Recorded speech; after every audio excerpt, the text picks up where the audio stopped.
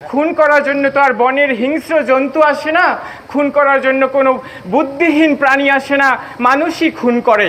তাহলে বলা যায় মানুষ কি আর মানুষ আছে? মানুষের সংজ্ঞায় কি মানুষ থাকছে? এই অবস্থা কেন হচ্ছে? এই প্রতিবাদ শুধু সাংবাদিক হত্যার জন্য নয়, এই প্রতিবাদ মানুষ হত্যার জন্যে, তারপরে আসে সাংবাদিক হত্যার জন্যে। দিনে দুপুরে বাজারের মধ্যে সাংবাদিক খুন হয়ে যায়, মানুষ খুন হয়ে যায়, প্রতিবাদ জানানোর কি কেউ থাকবে না? তুহিন ভাইকে নৃশংসভাবে হত্যা করেছেন।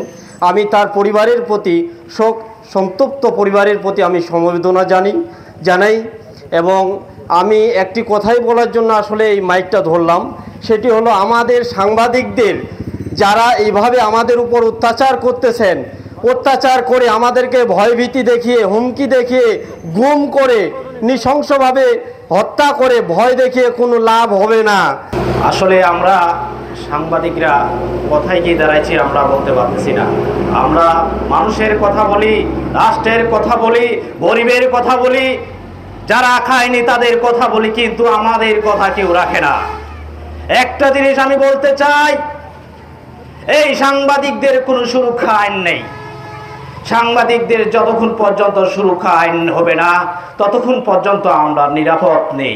আমরা মনে করেছিলাম আগস্টের আন্দোলনে সেই ধাপ থেকে আমরা পেরিয়ে আমরা এখন শান্তিতে নিরাপদে বসবাস করতে পারবো, কিন্তু আমরা কি দেখতে পাচ্ছি? আপনারা জানেন বর্তমান এই তত্ত্বাবধায়ক সরকার বাংলাদেশে আইনকে ভুলুণ্ঠিত করে যেখানে সেখানে যখন তখন হত্যা হত্যা হত্যা। ভাই, আমি আপনাদেরকে স্মরণ করে দিতে চাই, তেঁতুলিয়াবাসীকে স্মরণ করে দিতে চাই, এইভাবে একটি দেশ চলতে পারে না।